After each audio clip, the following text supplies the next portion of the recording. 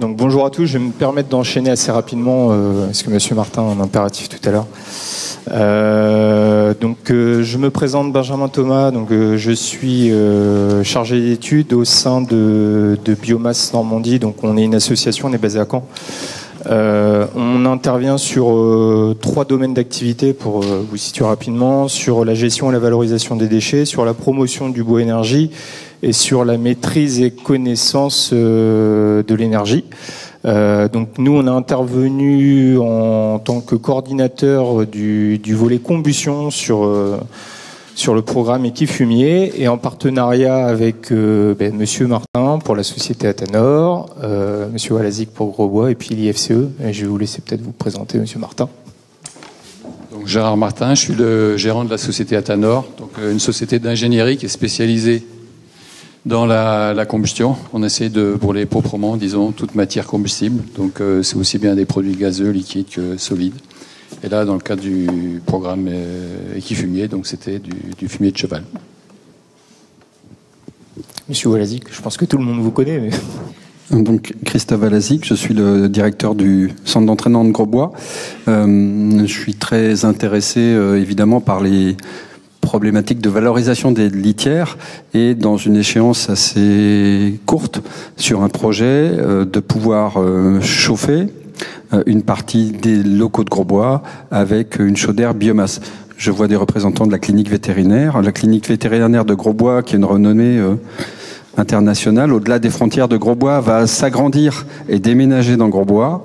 Et donc c'est l'opportunité aussi, à la fois côté clinique et côté Dutro, de pouvoir passer à quelque chose de plus vertueux, puisque la clinique utilise essentiellement des copeaux pour le paillage et que dans ces process, dans la construction de la nouvelle clinique, il est prévu d'avoir un système de collecte directement dans les box par un système d'aspiration des copeaux et d'alimenter une chaudière. Donc on travaille avec Monsieur Martin depuis quelques années maintenant, et puis on va essayer de faire la démonstration sur Grosbois que donc la technologie développée par Atanor puisse être adaptée à nos litières. Mais ça, donc le sachant, c'est l'homme de savoir, c'est en l'occurrence Monsieur Martin sur ce projet. Et puis je vais rajouter aussi Monsieur Pio. Alors c'était pas prévu initialement que vous soyez dans le programme, mais on vous a rattaché en cours de route pour des aléas de programme et voilà, je vais vous laisser vous présenter. Oui, donc moi je représente la société Alpha Pellet. Nous, notre métier, c'est de collecter de essence déshydratée quand elle est humide et de conditionner sous forme de pellet tout type de biomasse. Alors, notre origine, ce sont tous les connexes de préparation des grains, ce qu'on appelle les issues de céréales qu'on granule pour des applications qui vont de l'alimentation du bétail à la méthanisation, à la combustion. Et puis notre sourcing s'est beaucoup élargi au bois. Et donc sur 2 sites, là, on produit une centaine de milliers de tonnes de pellets. Une bonne moitié en bois et le reste en paille, en issus de céréales. Et donc on a mené tous les essais de granulation de fumier de cheval à partir de paille ou à partir de copeaux qui d'une manière, enfin je pense, se sont plutôt bien passés. Voilà. Donc merci. Donc, je vais vous présenter maintenant assez rapidement les objectifs du travail mené sur le volet combustion. Alors malheureusement, on n'est pas arrivé au terme de ce travail. On pourra vous présenter les prémices des essais de combustion, mais il nous manquait quelques petites semaines, on va dire. Parmi les objectifs de ce volet combustion, le premier c'était d'explorer l'intérêt d'un pré-traitement du fumier équin en vue d'une valorisation par combustion. On vous présentera ça tout à l'heure parce que ça a quand même des caractéristiques particulières, le fumier équin. Ensuite, donc, ce sont des essais de combustion qui ont été réalisés par Atanor sur différents types de fumier de manière à valider l'intérêt technico-économique. Ensuite, en parallèle de ça, on va étudier les possibilités de valorisation agronomique des cendres qui vont résulter de cette combustion. On va aussi, et on a fait un état des lieux de la réglementation qui est applicable à la combustion du fumier équin en France, et puis explorer les possibilités d'évolution de cette réglementation, parce que vous allez voir qu'on est contraint actuellement. Et enfin, on va étudier les conditions de reproductibilité, c'est-à-dire quelles sont les conditions concernant la mise en œuvre d'unités de combustion de fumier équin. Donc ça va être une approche macro. Et puis Atanor est en charge aussi de réaliser 2 études de faisabilité un peu plus poussées. Je vais juste vous présenter moi rapidement quelques généralités concernant la combustion, concernant les caractéristiques du fumier équin et les aspects réglementaires, et puis ensuite la pelletisation avec l'appui de Monsieur Pio. Et puis Monsieur Martin vous parlera après des essais qui ont été menés sur la combustion, et puis vous échangerez aussi sur le projet de Grosbois. Les généralités sur la combustion. Alors, la combustion de combustible solide, c'est un petit peu plus complexe qu'une simple allumette, un papier journal et une bûche. Il faut essayer de décomposer ça. Hein. Donc, vous avez sur le bas une évolution de la température qui va être notre fil rouge. Et la combustion, ça se fait en plusieurs étapes. Vous avez une première étape qui va être importante, c'est le séchage de notre combustible. Donc, on va évacuer toute l'eau. Donc ça va nécessiter une consommation d'énergie. Et avec la montée de température, ça va aboutir au bout d'un moment à la production de char, ce qui a été évoqué tout à l'heure, hein, en gros du charbon, et surtout l'émission de matières volatiles combustibles. Donc ça, c'est ce qu'on appelle la pyrolyse. On est en absence d'oxygène. Une fois qu'on va continuer à progresser dans la température et puis rajouter de l'oxygène, là on va arriver dans la phase de combustion. Et la première étape, ça va être la combustion des matières volatiles, des gaz. Hein. Et puis par la suite, si on continue, on va aller provoquer la combustion de la matière solide, donc le charbon. Tout ça, ça va aboutir à 3 productions, à dire donc la production calorifique, ce qui nous intéresse, la chaleur, les fumées, qui il va falloir qu'on maîtrise, et puis la production de cendres qu'il va falloir pouvoir valoriser. Il y a quelques notions à comprendre dans le procédé de combustion. C'est le pouvoir calorifique, vous l'avez entendu tout à l'heure. C'est quoi le pouvoir calorifique? C'est pour une quantité donnée d'un combustible, c'est la chaleur, enfin l'énergie qu'on va pouvoir produire. À quantité équivalente, par exemple du bois ou de la paille, vont pas produire la même quantité d'énergie. Le deuxième élément, c'est le taux d'humidité du combustible. Ça va avoir une incidence directe sur le pouvoir calorifique, notamment. Hein. Un petit exemple, si vous avez du bois qui passe de 20 à 50% en termes d'humidité, vous allez diminuer le PCI, donc la capacité à produire de l'énergie, d'environ 45%. Vous me voyez venir sur la suite. Les éléments qui vont composer le combustible, c'est important. On en a qui nous intéressent, le carbone, l'oxygène, l'hydrogène. Ça, c'est très important pour la combustion. On en a d'autres qu'on aime un petit peu moins. L'azote, le chlore, le soufre, puisque ça peut constituer des polluants. Le taux de cendre, en fonction du combustible, la qualité du combustible que vous allez avoir des taux de cendre qui seront plus ou moins importants. Et derrière, il va falloir les gérer, ces cendres. Donc là aussi, c'est assez notable. Et enfin, la température de fusion de ces cendres, ce qu'on appelle la fusibilité, c'est-à-dire que vous avez des cendres en fonction de leurs caractéristiques. Avec la montée de température, elles vont se mettre à se ramollir, à fondre, à produire des mâches fer, et ça peut se faire à plus ou moins haute température. Et ça peut avoir une incidence sur la bonne marche de l'installation. Très rapidement, on a regardé un petit peu ce qui se faisait en termes de combustion en Europe et en France. Donc je vais pas tout balayer. Je vous ai juste listé les pays dans lesquels on avait identifié la mise en place d'unités de combustion de fumier équin. Donc vous voyez, en gros, ce qu'il faut retenir, c'est qu'en Europe, ça existe. On a plusieurs constructeurs de chaudières qui sont positionnés sur le marché. Et en général, c'est de la co-combustion, c'est du fumier et ils vont rajouter un autre combustible en plus, des plaquettes ou des pellets. La petite différence notable, c'est qu'en France, ça ne se fait pas. On a une chaufferie qui est en fonctionnement et ça, c'est dans un cadre dérogatoire au niveau d'une clinique vétérinaire. Et ça ne se fait pas tout simplement parce qu'on a une réglementation spécifique nationale. Alors, on va peut-être avoir une petite exception, on va revenir dessus. Après, je vais vous en parler. Je vous l'ai dit, en France, c'est actuellement impossible de faire de la combustion de fumier équin d'un point de vue réglementaire.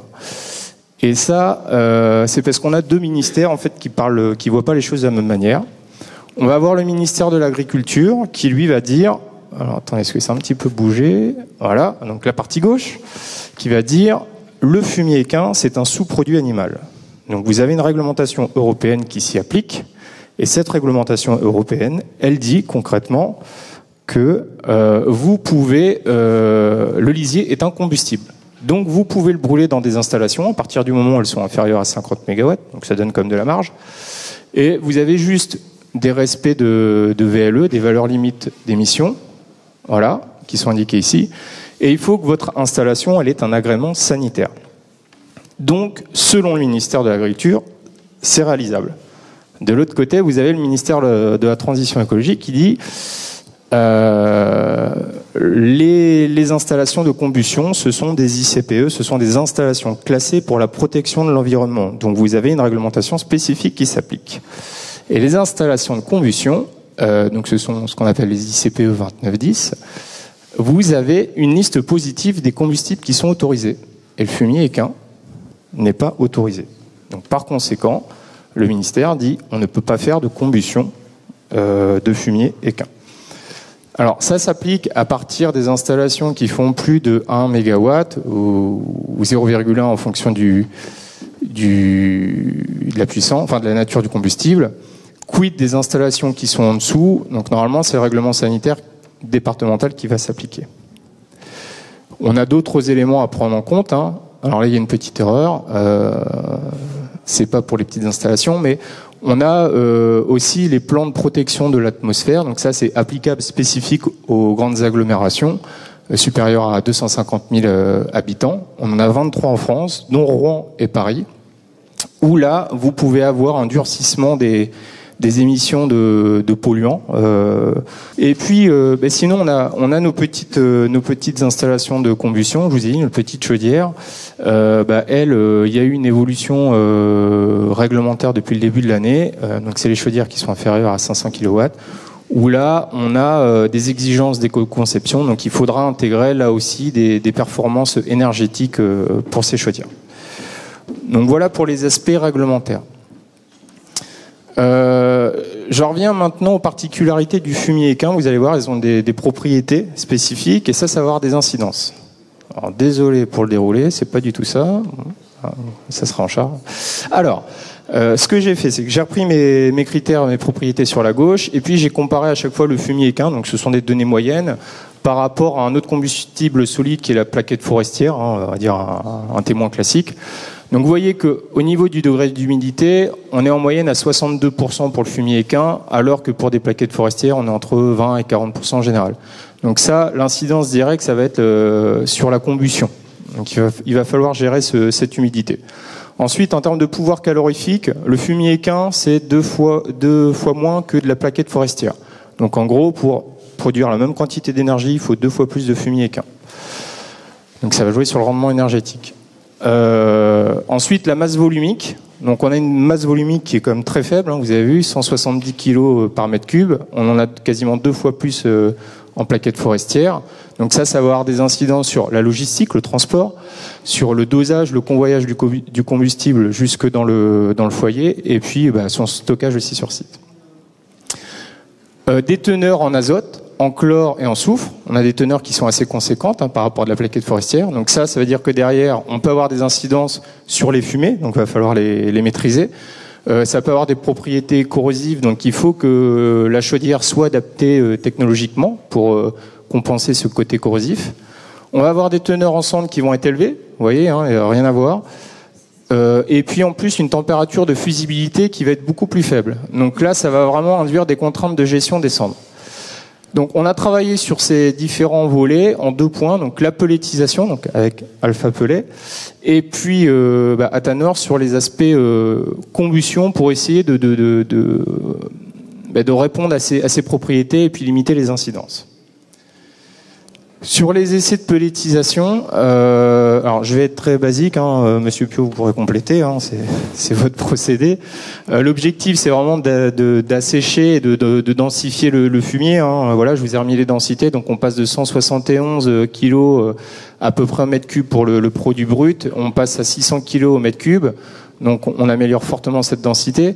Et le but aussi, c'est de diminuer l'humidité, donc on passe d'une humidité qui est très variable, entre 23 et 76, à une humidité de 8% pour de la valorisation en énergie.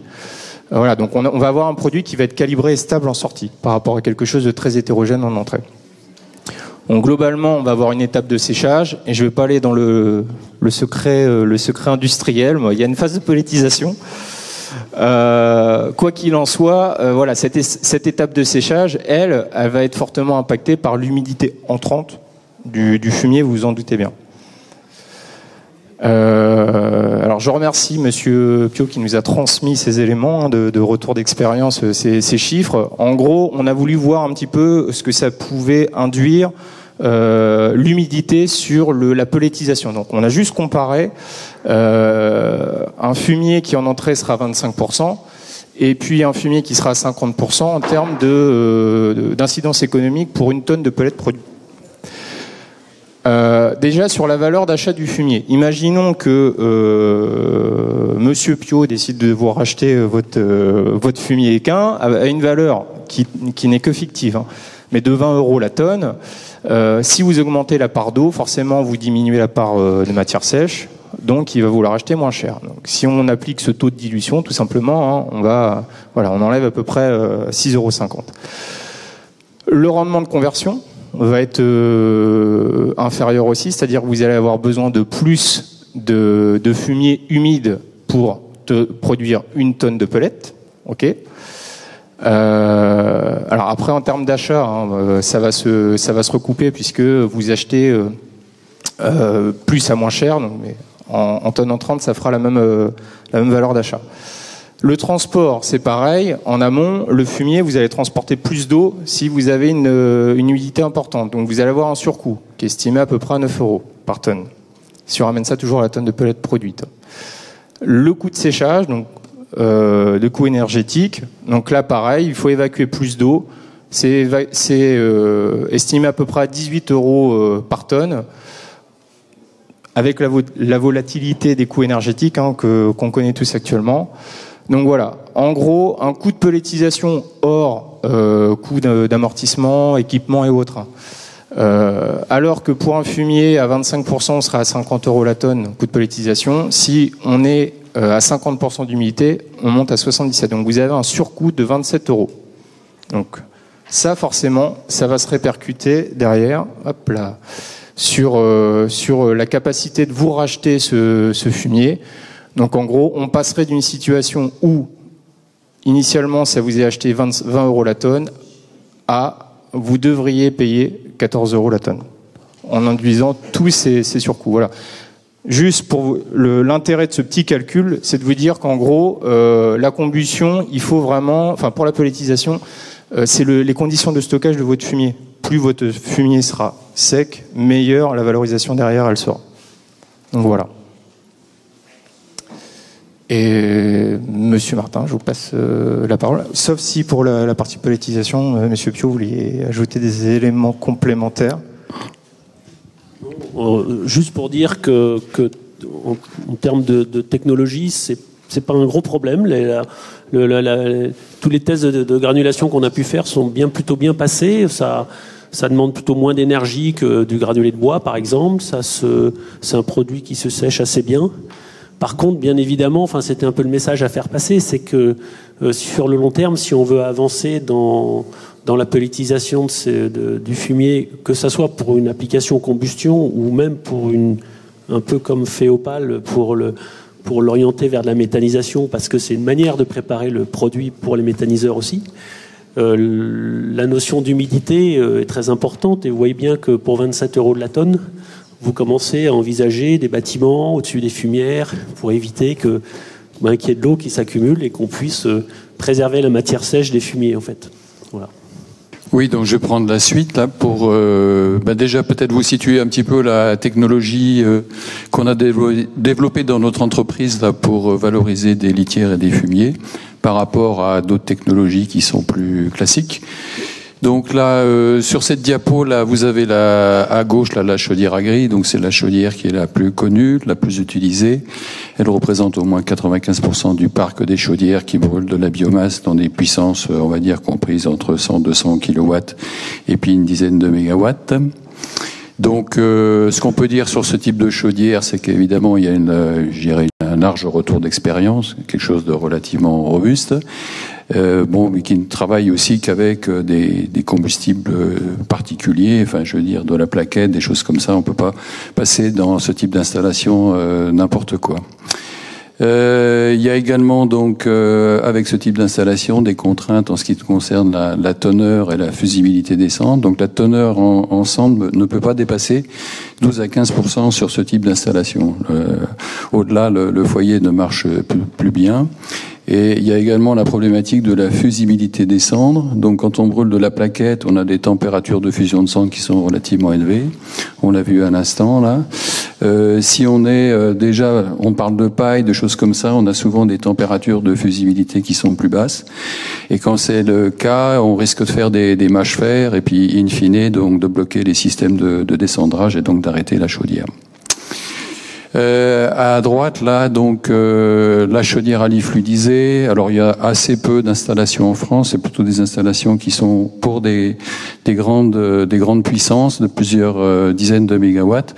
Alors, il faut savoir que la chaudière à lit fluidisé, c'est quelque chose qui a été développé il y a quelques décennies pour brûler, on va dire, des charbons qu'on n'arrivait pas à brûler sur des chaudières à grille cheminante ou d'autres types de systèmes de chaudières à charbon. Comme des coques de pétrole aussi, des choses comme ça. Donc, ce qui les caractérise, c'est que, elles sont plus polycombustibles que la chaudière à grille. Donc, ça permet en général d'accéder à des combustibles moins chers que ce qu'exige une chaudière à grille. Elles peuvent avoir aussi une performance environnementale assez intéressante dans la mesure où on arrive à baisser les émissions de polluants directement dans la chambre de combustion.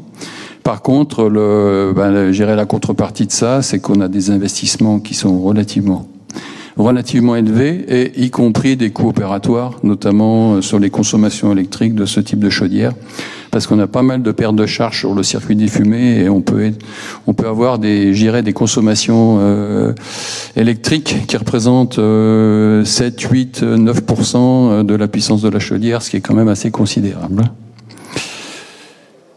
Alors, dans le cadre du programme Equifumier, on a jeté un œil aussi sur ce qui existe. On en a parlé tout à l'heure, les quelques exemples là qui existent en Europe, donc ils sont quand même relativement peu nombreux. Et puis on a essayé de faire un comparatif de ces différentes solutions qui ont été mises en œuvre. Alors je sais pas si le comparatif est tout à fait exact, et parce que on est un peu jugé parti, on va dire. Mais ce qu'il faut retenir dans ce tableau là, sans rentrer dans le détail, c'est que sur les deux colonnes de gauche là, donc notre solution plus la solution de BHSL, là on est sur deux solutions qui ont quand même été développées avec l'idée de valoriser des litières et des fumiers. Donc il y a quand même à la base une conception pour ce type de combustible. Le reste, on est plutôt sur de la chaudière bois assez sommaire.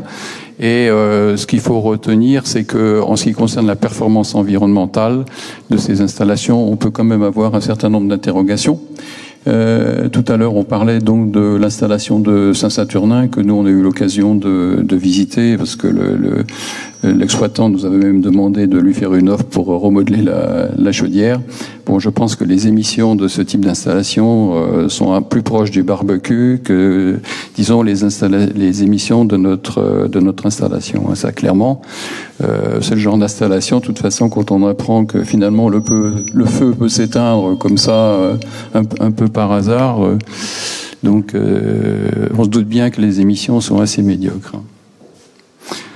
Alors maintenant, si on vient à notre technologie, donc là vous avez une vue du prototype que nous avons utilisé, donc qui est installé en Bretagne.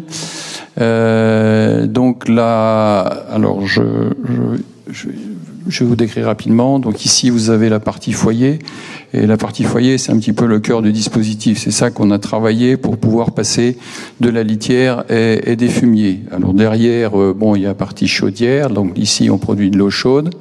Ensuite, sur les deux autres éléments, là, il y a un multicyclone filtre à manche de façon à épurer les fumées.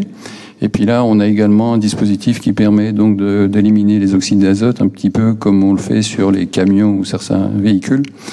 En ajoutant de l'AdBlue. Alors nous, on n'ajoute pas de l'AdBlue, on ajoute de l'ammoniac, mais on va dire la réaction chimique est sensiblement la même. Alors, ce qui caractérise cette technologie, c'est que c'est sa capacité en fait à brûler des combustibles solides avec des fortes teneurs en cendres. Donc c'est le cas avec les fumiers et les litières. On a donc également une gestion qui est beaucoup plus aisée des cendres parce que ça ne forme pas de mâche-fer. En fait, la différence qu'il y a entre une chaudière à grille où on a, je dirais, une gamme de température assez étendue et notre solution, c'est que dans notre solution, on a une température quasi unique à l'intérieur du foyer. Donc si je décide par exemple de travailler à 875 degrés, j'ai 875 degrés quasiment dans la totalité du foyer, ce qui n'est pas du tout le cas dans notre type de chaudière. Donc ça c'est assez important parce que ça évite que localement les températures élevées qui vont générer des mâches-fer et comme je l'ai expliqué tout à l'heure, qui vont finir par bloquer le système de descendrage.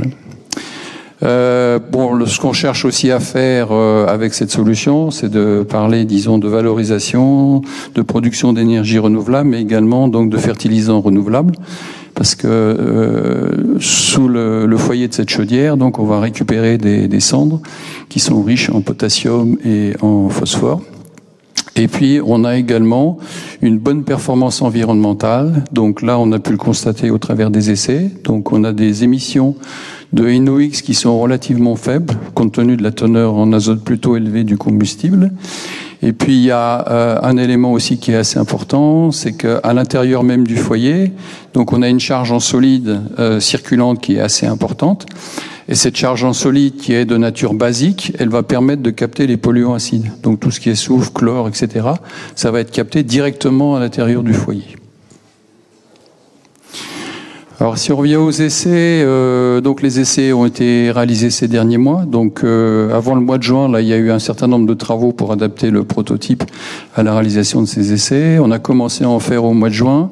Bon, on a eu quelques soucis de convoyage avec les pollets. En fait, l'installation, elle a été conçue à la base pour convoyer de la litière avicole, donc de la litière sur basse copeaux, avec une densité relativement faible. Là, on l'a vu à l'instant, on est sur un matériau qui est beaucoup plus dense et plus énergétique aussi. Donc, on avait quelques soucis avec en gros, on alimentait un débit trop important dans le foyer, donc ça n'allait pas. Donc on a procédé à un certain nombre de modifications et ensuite on a refait 2 campagnes, donc une au mois de septembre pour vérifier qu'avec les modifications tout se passait bien, c'est ce qui a été constaté. Et puis au mois d'octobre, donc on a continué les essais et on a fait venir un laboratoire agréé, donc IRH en l'occurrence, de façon à faire des mesures officielles à la cheminée. Donc les tests ont été réalisés, je dirais, sur des pollets litière paille. Ça, c'était le premier produit qui a été utilisé. Et c'est sur cette charge-là qu'on a fait aussi les analyses à la cheminée par l'IRH. Et à la suite de ça, on a également passé une litière copeaux. Là, les analyses ont été faites directement par Atanor, il n'y a pas eu l'organisme agréé. Alors, ce qu'on peut dire aussi, c'est que notre système d'alimentation, c'est un système d'alimentation pneumatique. Donc, il n'accepte pas n'importe quoi. Donc, si on part sur de la paille, il faut quand même qu'on soit sur un matériau relativement broyé. Il faut également qu'il y ait quand même une certaine densité. Donc, il y a un ajustement donc de la préparation de la charge avant de passer dans le foyer. Donc c'est pour ça que je dirais la partie amont, préparation du combustible, et la partie combustion sont quelque part assez intimement liées. Alors sur les résultats, donc ce qu'on a pu constater, c'est que la combustion dans le foyer était très stable. Pour nous, c'est un peu un critère, hein, c'est-à-dire quand on brûle du gaz ou du fioul, en général, la combustion est relativement stable. Quand on passe à un combustible solide, on est plus dans des phénomènes déjà un peu discontinus. Donc, une première question, c'est de savoir si la combustion va être stable. Et en fait, elle est extrêmement stable parce que là, on a des variations extrêmement faibles de la pression dans le foyer, des variations de pression qui sont inférieures à 5 pascal. En ce qui concerne les émissions de CO, là aussi pour nous c'est un critère extrêmement important. Le CO c'est finalement la molécule, je dirais quasiment la plus difficile à oxyder. Donc si on arrive à oxyder correctement le CO dans le foyer, ça veut dire que toutes les autres molécules organiques a priori sont oxydées. Donc là, vous voyez, on est sur des valeurs inférieures à 5 mg. Donc là, on est plutôt au niveau d'une chaudière qui brûle du gaz que au niveau d'une chaudière qui brûle du bois. En général, on a des valeurs qui sont sensiblement plus importantes. Donc le SO2 également très faible. Donc ça, c'est suite au phénomène que j'expliquais tout à l'heure, hein, le SO2 qui est capté par les cendres. On a observé des teneurs en NOx qui sont plus faibles que ce qu'on attendait. Donc là, c'était plutôt un bon résultat. Et puis, voilà, l'essentiel des cendres ont été récupérés sous foyer. Alors, ce que je vous ai pas expliqué, c'est que dans la conception du foyer, finalement, la conception du foyer, elle a été faite pour récupérer l'essentiel des cendres à ce niveau-là et éviter d'entraîner ces cendres, je dirais, en aval du foyer pour aller encrasser les échangeurs, etc., etc., quoi. Donc les résultats du laboratoire Grey, j'ai pas encore reçu le rapport, mais hier ils m'ont envoyé quand même, je dirais, des premiers éléments. Donc, par rapport à des essais qu'on a pu faire antérieurement avec eux, on va dire les résultats sont très positifs. Au niveau des particules, là, on n'a quasiment pas de poussière dans les fumées parce qu'on est aux alentours de 2 mg. Le CO, pas de CO, enfin c'est ce qu'ils ont mesuré, comme nous. Au niveau des NOx, pareil. Donc, quand on active le système d'abattement des NOx par SCR que j'ai indiqué tout à l'heure, donc là, on a des valeurs de l'ordre de 50 mg alors que la VLE est à 200. Et sans ce système-là, on a des valeurs qui sont un peu supérieures à la VLE, mais c'est déjà très intéressant, parce que ça veut dire que finalement, l'effort qu'il va falloir faire pour abattre les oxydes d'azote va être relativement faible. Donc ça veut dire que les consommations de réactifs vont être assez faibles. Voilà, donc quelques mots là sur le projet qu'on a avec Monsieur Valazic, enfin qui est en cours d'élaboration. Donc l'idée, c'est de substituer le fioul domestique utilisé actuellement par un mix en fait de bois et de litière dans un projet qui comporterait 2 étapes. Donc une première étape chaudière bois. Parce que bon, je pense qu'il y a un petit peu urgence à remplacer les combustibles fossiles chers par autre chose en ce moment. Et puis ensuite, par de l'associer à une chaudière, disons, à fumier de la même puissance, une fois que le montage financier partenarial aura abouti. Donc là, on est en train de travailler avec Monsieur Valazic là sur le sujet. Donc, dans l'idée de faire, je dirais, une étude technique économique préliminaire, et notamment de déterminer, on va dire, un temps de retour de l'installation. Alors, c'est vrai qu'aujourd'hui, on n'a pas trop parlé d'économie. Les temps de retour qu'on a pu évaluer, nous, sur d'autres projets, c'est souvent des temps de retour qui se situent, pour vous donner des ordres de grandeur, entre 3 ans et demi et 5 ans et demi, quelque chose comme ça, hein. Voilà. Après, bon, je crois que ça transparaissait un peu aussi dans certaines interventions de la journée. Là, on continue quand même à avoir des interrogations sur la position de l'administration vis-à-vis de l'utilisation des fumiers comme source d'énergie. Donc, je pense que le volet réglementaire, aller rediscuter avec le ministère, je pense que c'est quand même une étape très importante et à faire assez rapidement pour savoir où on met les pieds, quoi. Voilà. Je voudrais témoigner de mon côté de mes convictions, de ce que j'ai vu un peu partout ailleurs. Effectivement, vous avez totalement raison de parler des difficultés qu'on a en France. Je suis allé voir beaucoup d'installations en Europe et J'ai cherché des installations de méthanisation qui brûlaient du fumier de cheval. Je n'en ai pas trouvé. À mon sens, aujourd'hui, je ne sais pas si quelqu'un dans la salle en connaît. Il n'y a pas d'unité de méthanisation qui fonctionne 100% au fumier de cheval.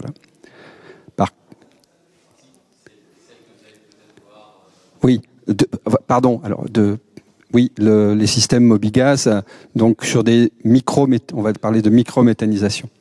Ce qui m'a amené à la démarche, c'est de mieux valoriser les litières qu'aujourd'hui sont valorisées sur le site, mais qui font 300 km tous les jours en camion, qui me coûtent de l'argent à exporter. Parce qu'il y a du travail qui est effectué, effectivement, pour collecter ces litières, les ramener, les mélanger, les exporter. Mais aujourd'hui, plus que jamais, j'ai obligation de trouver des solutions plus vertueuses, d'autant plus que j'ai toujours du fioul et du gaz. Donc on s'est mis en condition, nous, de pouvoir, dès que possible, chauffer le bâtiment où nous sommes, le château, la cour de la ferme, avec de l'énergie biomasse. Et donc autant j'ai pas vu d'unité industrielle de méthanisation fonctionnement 100% au fumier, autant j'ai vu énormément, c'est entre 5 et 10 sans difficulté que je suis allé voir de chaudières qui fonctionnent 100% aux litières, soit pailleuse, soit copeaux. Où ça? Au Danemark, en Suède, en Allemagne, en Suisse, tout autour de nous, en Angleterre. J'y suis pas allé, mais je sais que ça existe. Donc, la France est entourée de pays qui ont cet usage et cette pratique parce que la réglementation les autorise. Voilà, donc notre combat ici, à nous tous, c'est de convaincre par l'expérience, et je voudrais juste qu'on nous laisse la chance de pouvoir permettre à des gens qui connaissent, leur métier c'est de fabriquer des chaudières, de pouvoir valider des process pour montrer et prouver à l'administration qu'on peut brûler du fumier de cheval avec des rejets qui seront mieux, qui vont être cohérents avec les exigences et qui seront certainement beaucoup moins nocifs que du mauvais bois. Voilà, tout simplement, parce qu'aujourd'hui on développe, on fait la promotion aussi du chauffage bois. Les litières copeaux sont quand même composées de 95% de bois. On peut très facilement les cribler, donc arriver à vraiment séparer le bois. Donc moi j'ai vraiment beaucoup d'espoir pour qu'on puisse nous permettre de pouvoir aboutir dans ce projet, plutôt que de voir aujourd'hui, si vous voulez, on y va tout à l'heure, hein, on a 1000 tonnes qui attendent de pourrir. Voilà. Alors que ces 1000 tonnes ont une capacité calorifique à raison des PCI du bois qui sont assez considérables. Je ne sais pas ce que ça peut produire comme quantité d'énergie, mais voilà ce que je voulais moi témoigner. Donc on va tout mettre en œuvre pour pouvoir aboutir, et probablement que la combustion est la technologie qui est la plus adaptable aux centres qui détiennent des équidés, parce que ça mobilise pas des surfaces monumentales. Et j'insiste aujourd'hui sur le fait qu'on a vu ici que ce soit pour les litières paille ou les litières copeaux, une des priorités, si on veut les valoriser, c'est de bien les stocker. C'est-à-dire, si on conçoit aujourd'hui une installation, il faut à tout prix prévoir un site couvert de façon à privilégier le traitement de produits relativement secs, parce qu'on dépense énormément d'énergie, que ce soit en méthanisation ou en combustion, quand on veut broyer des produits humides. Voilà, à peu près, si c'est à peu près. Et puis, évidemment, on n'a pas l'action de séchage qui est dépensière d'énergie également. Une installation biomasse, pour qu'elle soit optimale, il faudra qu'elle fonctionne toute l'année. Donc, les projets qui, adossés à ça, ont d'autres usages. Alors, je vais vous dire, je peux vous citer 2 exemples. Un centre hippique en Suède. Il a installé une chaudière, il brûle de la litière pailleuse. Il chauffe ses bâtiments, il y a une maison, 2 gîtes. Suède, l'hiver, il fait froid, tout va bien. L'été, quand je suis allé les visiter, le propriétaire du centre hippique était en train de construire un sécheur pour sécher le foin qu'il a récolté vert. Donc il allait sécher son foin vert pour nourrir ses chevaux. Donc là, la boucle était bouclée, on parlait de circuit court. Donc ça, c'est un sujet. Deuxième exemple que je vais vous donner.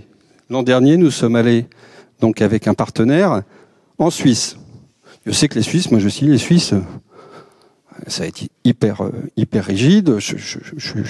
Je voyais pas comment en Suisse on allait trouver une installation qui brûlait du fumier. Eh bien, j'arrive dans une exploitation agricole en Suisse, du taurillon, 200 têtes, un centripique à côté, et donc l'agriculteur, il a acheté une chaudière biomasse, il sèche ses litières.